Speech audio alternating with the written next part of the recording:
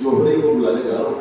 بالکل جی، انہوں نے ادب کے جوہر جو ہے وہ نہ صرف تلاش کی بلکہ نقد و نظر ہو، شاعری ہو، باقی جتنے بھی جڑی ادب کے جڑے معاملات ہیں، بہت اہم حوالہ ہے راہیل حسین جوہری صاحب. وہ سے بالکل صاحب میں خیال کا اظہار کریں. راہیل حسین جوہری صاحب.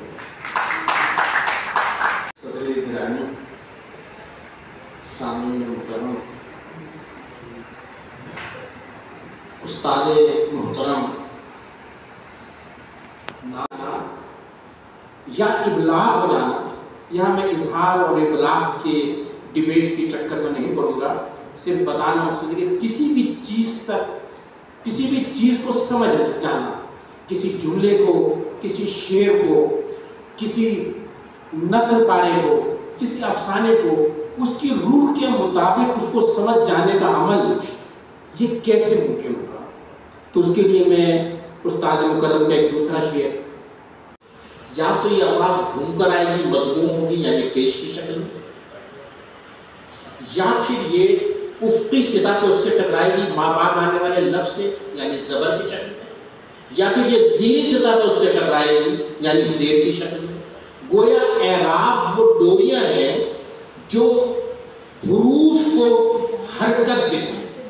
کس ڈائمنشن میں، کس زاویے سے اس حرکت پہ جانا ہے نا، اس سے یہ بات کریں گے. اور اس حرکت کی وجہ سے لفظ کا پیکر تبدیل بھی ہو سکتا ہے. جیسے میں نے کسی سے پوچھا کیا خیال ہے، کہنے لگا بڑھیا ہے.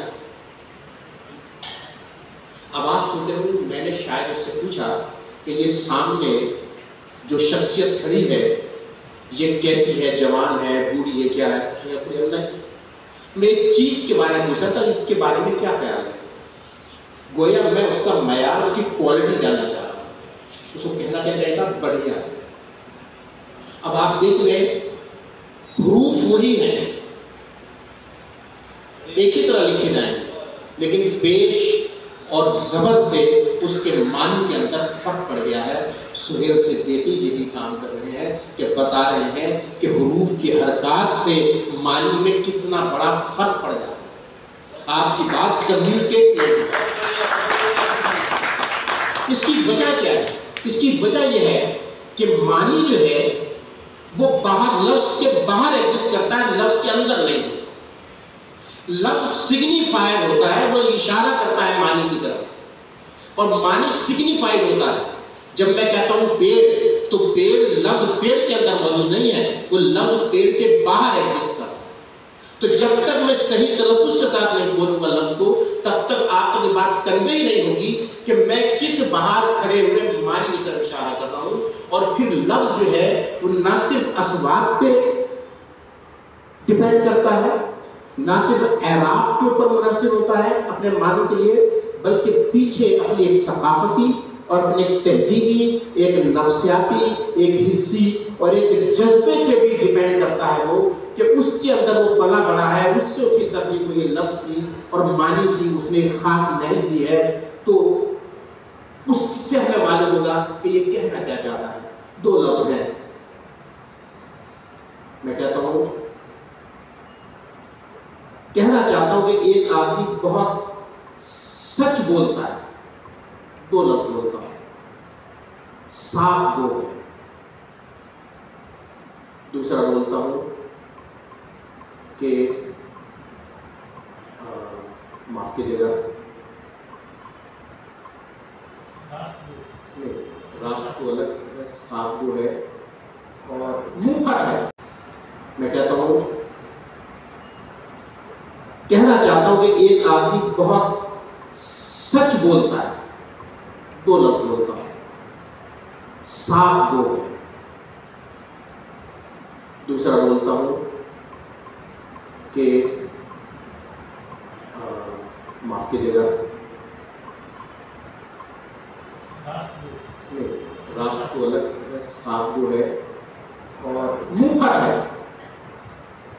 منہ پھٹ بھی سچ ہی بول رہا ہوتا ہے،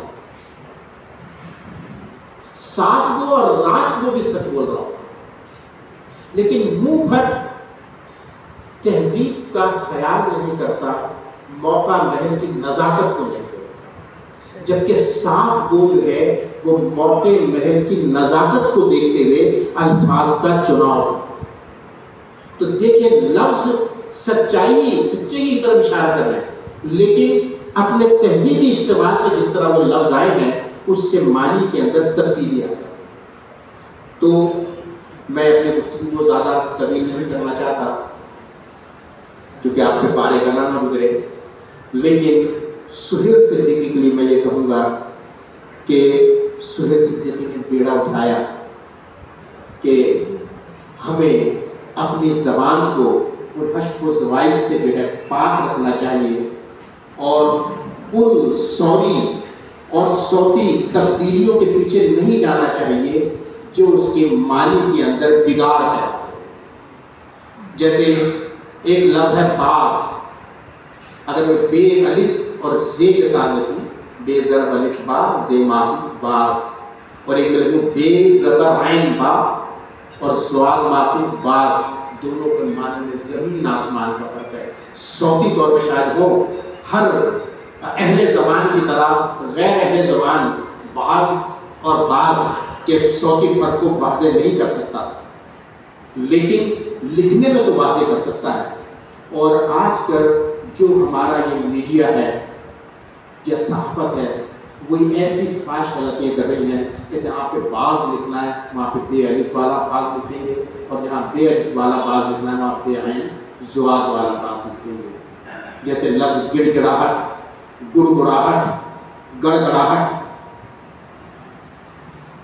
تصویری شکل ایک ہی ہے تینوں حروف تینوں الفاظ کی، لیکن اعراب آواز کو آپ نے کس طرح استعمال کیا، صوت، ان کے معنی کے اندر فرق آ جاتی ہے.